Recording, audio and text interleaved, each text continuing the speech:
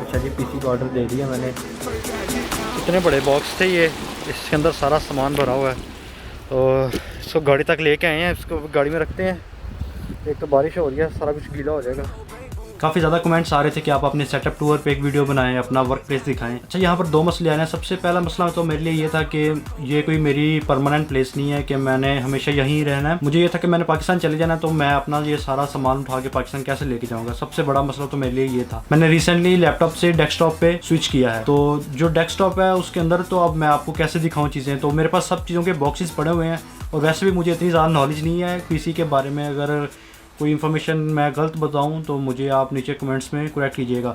ज़्यादातर ये वीडियोस जो लोग गेमिंग करते हैं और जिनके पास गेमिंग पीसी वगैरह है उनको समझ लगेगी, लेकिन अगर आप देख रहे हैं तो आपको वैसे मज़ा आएगा देखने में कि मेरे पीसी के अंदर कौन कौन सी चीज़ें हैं। जो मेरे बॉक्स है मैं आपको वो दिखाता हूँ, उससे आइडिया हो जाएगा आपको कि पीसी के अंदर कौन कौन सी चीज़ें लगी हैं। और वैसे भी मैं एक दफ़ा बाहर से भी आपको पीसी दिखा दूँगा कि वो देखने में कैसा लगता है, और जो मेरा वर्क प्लेस है और जहाँ पर मैं सारी वीडियोस बैठ के एडिट करता हूँ वो कैसा है।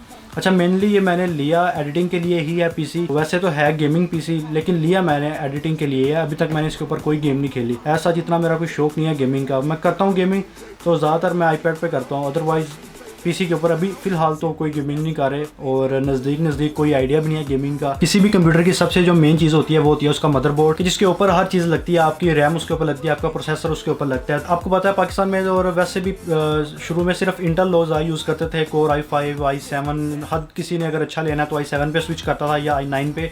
लेकिन मैंने काफ़ी रिसर्च किया है और अपने कुछ दोस्तों से भी पूछा है, तो उन्होंने मुझे यही रिकमेंड किया था कि आप राइजन वर्जन जो AMD है वो लें। इसलिए मैंने ये जो मदरबोर्ड लिया है वो है राइजन AMD 3rd जनरेशन ये है, ठीक है जी। और इसके अंदर 4K सपोर्टेड है ये, साथ में कोर बूस्ट है, M.2 शील्ड फ्रोज़र है, ये बेटर थर्मल है, ठीक है जी। उसके बाद है जी लाइटनिंग जनरेशन 4 रेडी, इसका मुझे कोई पता नहीं क्या है ऐसी चीज़ है। अच्छा, इसके अंदर जो चिपसेट लगी है वो है AMD B550, और ये जो मेमोरी सपोर्ट करता है वो है जी 2DIMMS, ठीक है। अच्छा जी, ये तो था मदरबोर्ड। इसके साथ साथ मैं आपको इसकी प्राइसेस भी बताता रहता हूँ कि अगर आपने पाकिस्तान या इंडिया से लेना है तो आप उसकी जो मार्केट है, मार्केट वैल्यू वो कंपेयर कर सकें कि पाकिस्तान में या इंडिया में ये चीज़ें कितने की मिल रही हैं, और जो ऑस्ट्रेलियन मार्केट है उसके अंदर ये चीज़ें कितने की हैं। अगर मैं यहाँ पर बात करूँ, यहाँ पर एक प्रॉपर ब्रांड था M-Wave, वहाँ से ये मैंने चीज़ें ली थी। अगर आप उनकी वेबसाइट पे भी जाके चेक करेंगे तो आपको इनकी प्राइसेस का पता चल जाएगा। ये जो मदरबोर्ड है ये मुझे पड़ा है $160 का, ऑस्ट्रेलियन डॉलर, तो पाकिस्तान में तकरीबन $160 हो जाते हैं 17 या 18,000 रुपीज़, ठीक है। तो 17 या 18,000 रुपीज़, ठीक है। तो अगर इंडियन में करें तो मुझे इंडियन करेंसी का इतना खास पता नहीं, तो मतलब आप एक कंपैरिजन कर लीजिएगा कि ऑस्ट्रेलियन मार्केट में और इंडियन पाकिस्तानी मार्केट में कितना फ़र्क है। वैसे जहाँ तक मैंने चीज़ें देखी हैं और रिसर्च किया खुद, मुझे ये लगता है कि जो ऑस्ट्रेलियन मार्केट है ना वो बहुत महंगी है पाकिस्तान और इंडियन मार्केट की निस्बत से। तो अगर ये चीज़ें मैं पाकिस्तान में लेता तो मुझे शायद सस्ती मिलती, लेकिन मुझे अब ज़रूरत यहाँ पर थी तो ऑब्वियसली मैंने यहाँ पर ही ख़रीदी हैं। अच्छा, इसके बाद जो सबसे मेन चीज़ आती है वो आती है इसका प्रोसेसर जो इसके ऊपर लगता है मदरबोर्ड के ऊपर। तो मैं आपको प्रोसेसर भी दिखाता हूँ। मैंने सेम ही कंपनी का राइजन AMD प्रोसेसर लिया है। ये 3rd जनरेशन प्रोसेसर है 3900X, ठीक है जी। और जो इसकी बेस जो ये देता है बूस्ट वो होता है जी 3.8 GHz, और जो मैक्सिमम बूस्ट ये देता है ये 4.6 GHz, ठीक है। और ये 12 कोर प्रोसेसर है। अगर आप इंटेल के अंदर लेते हैं core i3 i5 i7 i9, जैसे i9 का टॉप वर्जन है ना, आई थिंक सो ये जो AMD वर्जन है राइजन के अंदर ये जो 3900X है और जो 12 कोर है, ये मुझे लगता है इसका जो सबसे टॉप वर्जन है वही है। क्योंकि मैंने एक ही दफ़ा लेना था और एक ही दफ़ा इन्वेस्टमेंट करनी थी, तो मैंने सोचा क्यों ना अच्छे तरीके से कोई अच्छी चीज़ ली जाए। तो तकरीबन ये मेरे अब 2-3 साल तो अच्छे से निकालेगा। और इसकी अगर मैं इधर ऑस्ट्रेलियन मार्केट में इसकी अगर बात करूँ तो ये तकरीबन मुझे मिला था $700 का। तो अब इंडियन या पाकिस्तानी मार्केट में अगर आप इसको कंपेयर करें तो आपको एक प्राइस डिफरेंस का पता चल जाएगा कि ये पाकिस्तानी या इंडियन मार्केट में कितने तक का मिल रहा है। अच्छा जी, इसके साथ ये एक थर्मल फैन भी है जो कि प्रोसेसर के ऊपर लगाया जाता है। ये असल में इसलिए होता है कि जब आप कंप्यूटर से कोई हैवी टास्क ले रहे होते हैं तो वो हीट अप कर जाता है। तो बेसिकली ये इसके ऊपर इसलिए लगाया जाता है कि जो एक्सेसिव हीट होती है वो आप जो सिस्टम के अंदर से ये खींच के तो बाहर निकालता है। ठीक है, ये RGB वर्जन सपोर्टेड है, मतलब RGB कहते हैं रेड ब्लू ग्रीन लाइट्स होती हैं इसके अंदर। तो ये जब वो फ़ैन घूमता है तो ये डिफरेंट लाइट्स देता है। मदरबोर्ड और प्रोसेसर के बाद जो सबसे ज़्यादा मेन चीज़ आती है वो आती है जी इसकी पावर सप्लाई, क्योंकि जिसने पावर देनी होती है मेन मदरबोर्ड को, आगे से फिर पूरा सिस्टम चलता है। मेन जो पावर सप्लाई लोग सेलेक्ट करते हैं वो करते हैं जी अपने ग्राफिक कार्ड को देखते हुए, जितना बड़ा ग्राफिक कार्ड होता है उतनी बड़ी ही आपकी जो पावर सप्लाई है वो लोग लगाते हैं। तो जो मेरे पास है ये कॉर्सेयर की है, 650 वाट है ये, क्योंकि जो मेरा ग्राफिक कार्ड है वो इतना बड़ा नहीं है, 1660 सुपर है, तो उसके लिहाज से ये 650 वाट इनफ है, मोर देन इनफ है। इसको चलाएगी नहीं बल्कि दुड़ाएगी। तो इसके साथ में इसकी वारंटी भी होती है, आई थिंक सो इसकी 5 ईयर्स की या 3 ईयर्स की वारंटी भी होती है। ठीक है जी, और ये CX 650M वर्जन है। ठीक है, 80+ ब्रोंज सर्टिफाइड भी है ये, और ये CXM सीरीज वर्जन है। ठीक है जी, और अगर इसकी प्राइस की बात की जाए तो ऑस्ट्रेलियन मार्केट में इसकी प्राइस है $110, और ये जो डॉलर्स मैं आपको बता रहा हूँ ये ऑस्ट्रेलियन डॉलर्स हैं, इसको US डॉलर के साथ मिसमैच ना करिएगा। तो ये ऑस्ट्रेलियन डॉलर्स के अंदर 110 की है ये पावर सप्लाई। इसके बाद इसके अंदर जो मैंने रैम लगाई है वो है हाइपर की रैम लगाई है मैंने, 32 GB 16 GB की 2 रैम्स थी, तो टोटल ये 32 GB हो जाती है। तो इसकी जो मार्केट वैल्यू है वो है जी $260। अब मुझे इसका कंफर्म नहीं है क्योंकि मेरे पास वो एक रिसिप्ट भी नहीं है, लेकिन मैंने जहाँ से बाई की थी वहाँ से मैं इसकी प्राइसेस दोबारा दे के आपको बता रहा हूँ। तो क्योंकि मुझे लिए हुए तकरीबन 1 साल हो चुका है, तो मुझे प्राइसेस इतनी खास याद नहीं है, लेकिन फिर भी मैं आपको एक आइडिया दे रहा हूँ कि ये तकरीबन $260 की मुझे ये 2 रैम्स पड़ी थी, जो कि टोटल 32 GB है। इसके बाद जो मेन चीज़ आती है वो आती है जी हमारा graphic card. Mainly graphic card होता है जी ज़्यादातर गेमिंग के लिए, या अगर आपने कोई हैवी टास्क लेना है कंप्यूटर से तो उसके लिए होता है, जैसे एडिटिंग लोग करते हैं।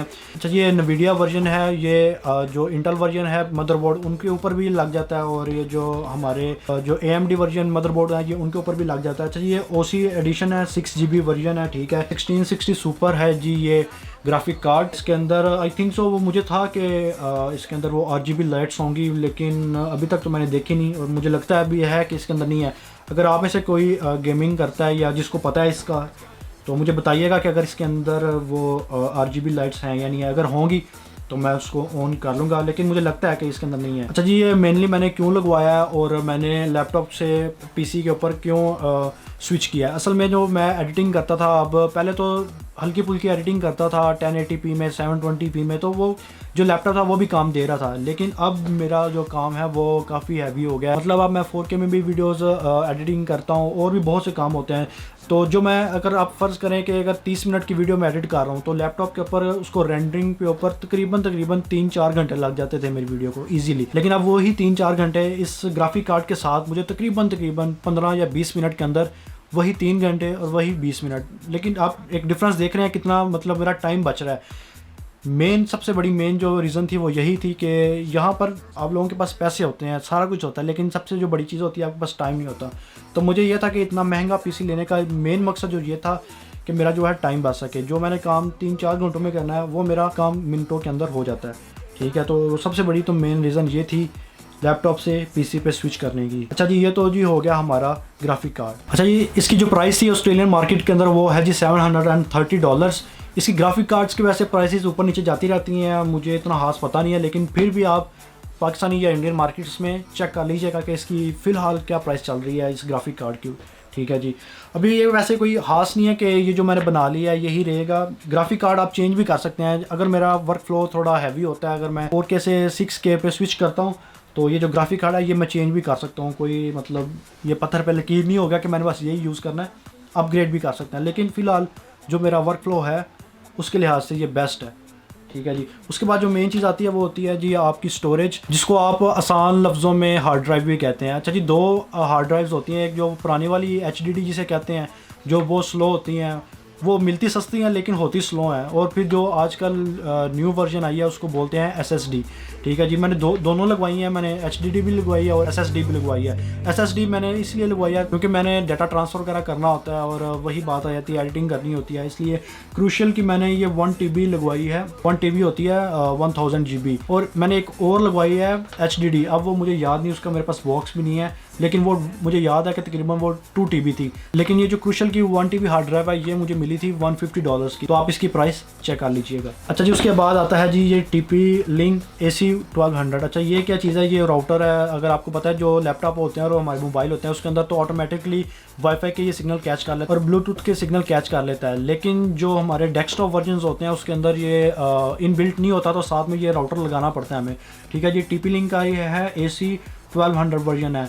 ये वाईफाई और ब्लूटूथ दोनों सपोर्ट करता है। तो ये 862 Mbps पे 5 GHz सपोर्ट करता है और 300 Mbps पे ये 2.4 GHz सपोर्ट करता है। ठीक है, और ब्लूटूथ 4.2 वर्जन है। वैसे मैंने पर्सनली यूज़ किया, मुझे था कि ये इतना अच्छा नहीं होगा, लेकिन PC के साथ जब मैं इसको यूज़ कर रहा हूँ तो मुझे बड़ा मज़ा आ रहा है। मतलब बड़े अच्छे वो सिग्नल ना कैच कर रहा है। मेरा मोबाइल भी और मेरा टैब भी उतने अच्छे सिग्नल कैच नहीं करता जितने ये अच्छे कैच करता है।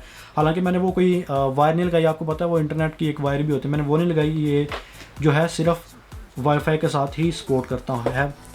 तो जो मैं PC चला रहा हूँ फ़िलहाल वो सिर्फ वाईफाई के साथ ही चला रहा हूँ और अल्हम्दुलिल्लाह बहुत अच्छा चल रहा है। ये वैसे सस्ता सही इतना महंगा नहीं है, ये $60 का है। अच्छा वैसे वो डॉलर्स में बता रहा हूँ कम लग रहा है, अगर पाकिस्तानी पैसों में इसको कन्वर्ट करें तो $60 मतलब 7-8 हज़ार का, तो फिर महंगा हो जाता है। लेकिन यहाँ पर इतना फ़र्क नहीं पड़ता, तो इस लिहाज से ठीक है, $60 नॉट बैड। अच्छा जी, इसके बाद मेन जो चीज़ आती है वो आती है जी आपका केस, डेस्कटॉप वर्जन। जो ये सारी चीज़ें होती हैं मदरबोर्ड वगैरह वो उसी केस के अंदर लगता है। पहले तो मैं सोच रहा था कि मतलब काफ़ी एक रंग बिरंगा सा पूरे शशके वाला एक केस लिया जाए महंगा सा, टोटली ग्लास जो हो। तो फिर मैंने सोचा कि अगर मुझे कहीं मूव करना पड़ गया तो ये तो बेकार है, क्योंकि इसका वेट काफ़ी होता है, तो मुझे उठा के लेके जाना पड़ेगा और एक्सेस पैसे भी देने पड़ेंगे। तो मैंने सोचा अभी के लिए गुजारा करते हैं, कोई नॉर्मल सा ले लेते हैं। फिर भी मैंने इतना कोई नॉर्मल नहीं लिया, ठीक है, ये काफ़ी लोग यूज़ करते हैं इसको भी। एंटेक का NX400 है ARGB with tempered glass. Tempered glass इसके साइड पे ये जो ग्लास होता है इसको बोलते हैं जी टेम्पर्ड ग्लास। और क्योंकि इसके अंदर से आप देख सकते हैं वो जो फैंस घूम रहे होते हैं RGB वाले, वो सारे शीशे आपको नज़र आ रहे होते हैं, इसलिए साइड पे ये टेम्पर्ड ग्लास लगा होता है। कोई बहुत ही अच्छी बॉडी भी नहीं है और कोई बहुत बुरी बॉडी भी नहीं है, नॉर्मल सी बॉडी है। तो ये जो ऑस्ट्रेलियन मार्केट में अगर इसकी आप प्राइस देखें तो तकरीबन ये आपको $75 से $80 के अंदर मिल जाती है। अच्छा जी, एक जो फ़ैन था वो तो प्रोसेसर के साथ आया था, उसके अलावा भी मैंने कूल मास्टर के ये RGB वर्जन 3 फैंस इसके अंदर लगाए हैं। तो ये मुझे $80 के मिले थे। ठीक है, ये इसका जो वर्जन है वो है MF120R। ARGB का मतलब होता है कि ये जो वो लाइट्स हैं वो सपोर्टेड करता है, ग्रीन रेड ब्लू।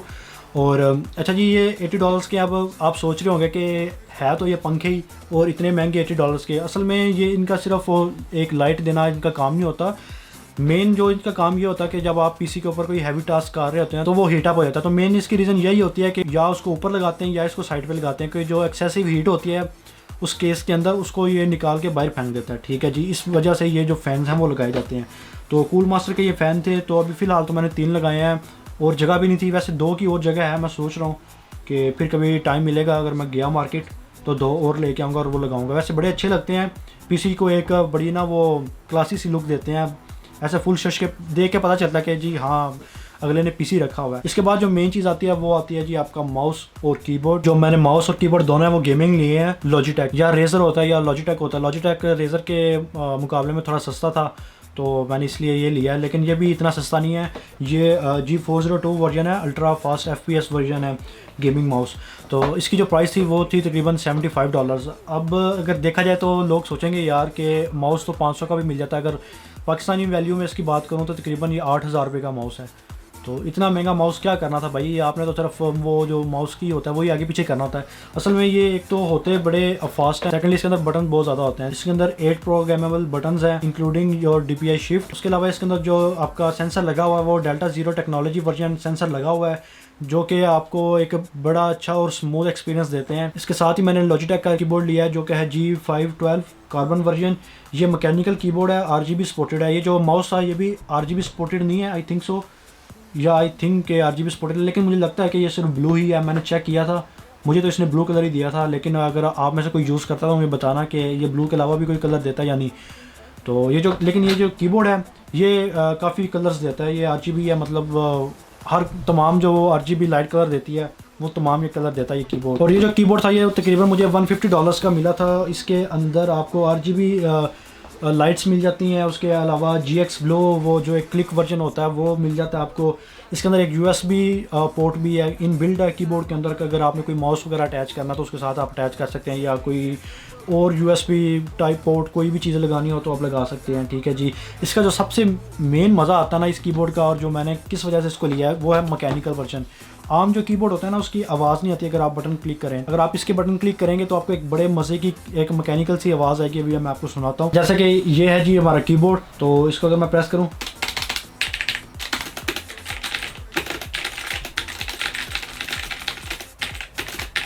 तो ये अगर आप आवाज़ सुन रहे हैं, ये बड़े मज़े की आवाज़ है। अगर आप गेमिंग कर रहे हैं तो फिर भी आपको बड़े मज़े का एक्सपीरियंस मिलता है, आपको बड़े मज़े की आवाज़ आती है। अगर आप वैसे एडिटिंग भी कर रहे हैं तो बड़ा मज़ा आता है। लेकिन मैंने तो एडिटिंग ही करनी है, लेकिन मुझे मज़ा बड़ा आता था यार इसको ना चलाने में। ये टक टक की जो आवाज़ आती है ना, ये बड़ा मज़ा करवाती है, इसलिए मैंने ये लिया था।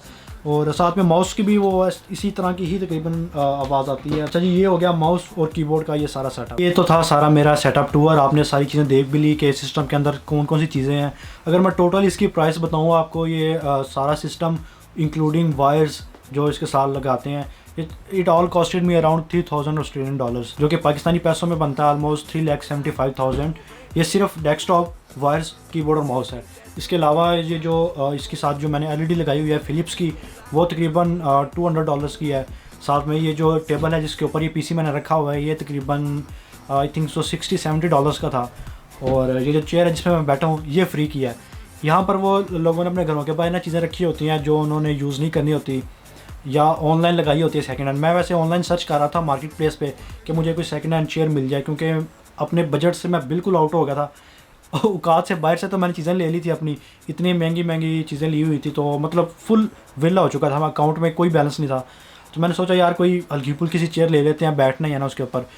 तो मैं मार्केट प्लेस पे सर्च कर रहा कोई सस्ती सी चेयर मिल जाए, तो एक बंदे ने ऐड लगाया हुआ था कि मेरे घर के बाहर पड़ी है, अगर किसी को चाहिए तो उठा के ले जाओ। मैंने गाड़ी निकाली है, फ़ौरन गया हूँ, गाड़ी के अंदर रखी है चेयर, उठा के ले आया हूँ। तो सिर्फ ये चेयर जो है ये फ्री है, बाकी हर चीज़ मैंने अपने पैसों की ली हुई है। तो हर चीज़ नई है, बिल्कुल ब्रांड न्यू है। तो तकरीबन ऑलमोस्ट आप कह लें 4 लाख का ये सारा सेटअप है पाकिस्तानी रुपीज़ में। तो अब बहुत से लोग मेरे रिश्तेदार भी और घर वाले भी ये सोच रहे होंगे कि मैंने इतना महंगा क्यों लिया PC। देखिए, जब मैं पाकिस्तान में था मेरे पास तब भी चीज़ें थी, ये नहीं कि मैंने यहाँ पर आके ली हैं। पाकिस्तान में मेरे पास लैपटॉप था, मेरे पास कैमरे थे, सारा कुछ था, लेकिन तब मेरा काम इतना ज़्यादा नहीं था, तब स्टडी पे फोकस ज़्यादा था। तो मेरे पास चीज़ें भी छोटी थी। कैमरा था मेरे पास तकरीबन अराउंड 1 लाख का कैमरा था, साथ में लेंसेज वगैरह मिला के तकरीबन 1,50,000 का वो सारा सेटअप था। साथ में मेरा जो लैपटॉप था वो भी तकरीबन 1 लाख, मतलब 3 लाख का ऑलमोस्ट वो सारा सेटअप था तब मेरा। लेकिन अब काम ऑब्वियसली बढ़ गया, मेरा ज़्यादा काम है, एडिटिंग का ज़्यादा काम करता हूँ मैं। तो अब अगर मेरे पास 10-15 लाख का कैमरा इक्विपमेंट है, जैसे अभी मैं जिस कैमरे पे शूट कर रहा हूँ वो 3 लाख का कैमरा है, उसके ऊपर 1 लाख का लेंस लगा हुआ है, और जिस वो स्टैंड पे खड़ा है मेरे पास DJI Ronin S2 है, तो वो भी 3 लाख का तकरीबन, तो वो गिम्बल है।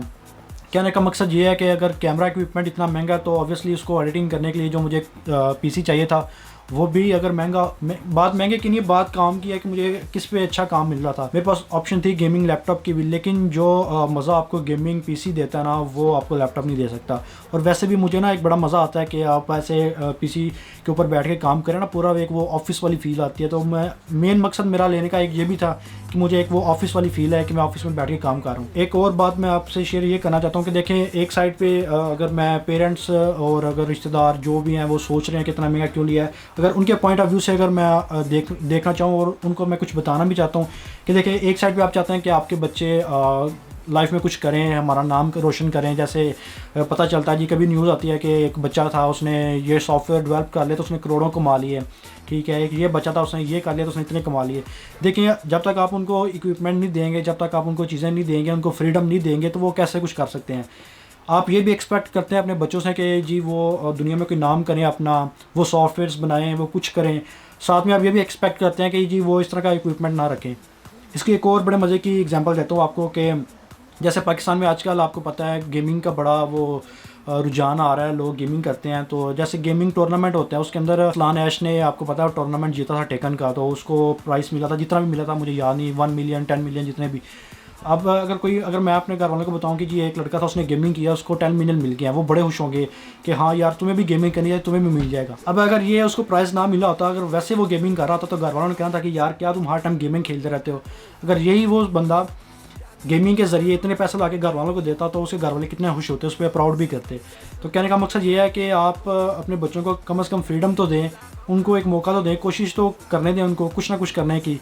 तो अब मुझे खुशी बस इस बात की है कि ये सारा कुछ मैंने लिया खुद से है, मुझे घर कहना नहीं पड़ा। अगर सच पूछें, अगर मुझे घर से लेना पड़ता तो शायद मैं इसमें से कुछ भी ना ले सकता। बात ये नहीं कि उन्होंने मुझे लेके नहीं थी देनी, बात ये है कि मैं कैसे कहता घर में कि मुझे पापा को कहता जाके जी मुझे 4 लाख का पीसी लेके, उन्होंने कहना था चल मेरा पुत्र छुट्टी कर, मतलब पढ़ते तुसी है नहीं तो हर टाइम तुसी पीसी ते गेमां खेलने 4 लाख का तेन पीसी ले दिया। तो कहने का मकसद ये है कि मुझे खुशी इस बात की है कि मैं सारा कुछ खुद लिया है। तो आपके लिए भी ये मोटिवेशन है कि अगर आप भी मेहनत करेंगे तो ये आप सारा कुछ ले सकते हैं, ये नहीं इससे बेहतर ले सकते हैं। अगर मैं ले सकता हूँ तो मैं यकीन करें 100% कह सकता हूँ कि आप भी ले सकते हैं। मैं बड़ा सुस्त आदमी हूँ, इतना काम मैं इतना इधर नहीं करता जितने दूसरे स्टूडेंट्स करते हैं, लेकिन फिर भी ये सारा कुछ मैंने लिया हुआ है। और भी मैं अपने सारे काम करता हूँ, अपनी फीसिस भी देता हूँ, सारा कुछ करता हूँ। ये नहीं कि सारे पैसे मैंने इसी चीज़ में लगाए हुए हैं, मैंने सेविंग भी की है, अपनी फीसिस भी देता हूँ, सारा कुछ करता हूँ। तो ये तो आपके शौक़ पे डिपेंड करता है कि आप का क्या शौक़ है, उसमें फिर लोग इन्वेस्ट करते हैं। बाकी ये तो था मेरा सेटअप टूर। इसको देख के अब आपने ये नहीं कहना कि यार इसके पास इतना हैवी इक्विपमेंट है इसलिए ये इसकी वीडियोज़ इतनी अच्छी होती हैं। ये मेरे पास जब नहीं था मैं तब भी वीडियोज़ बनाता था। तो ये सिर्फ इसीलिए लिया है कि मैं अपने वर्क को थोड़ा पॉलिश कर सकूं, थोड़ा बेहतर कर सकूं। तो बाकी ये था मेरा सेटअप टूर। इसके अलावा मेरे पास जो कैमरा इक्विपमेंट है, अगर आप चाहते हैं कि मैं उसके ऊपर एक वीडियो बनाऊं इसी तरह जैसे सेटअप टूर पे वीडियो बनाइए तो मुझे लाजमी बताइएगा। इंशाल्लाह आपको मिलते हैं अगली वीडियो में, तब तक के लिए टाटा बाय बाय।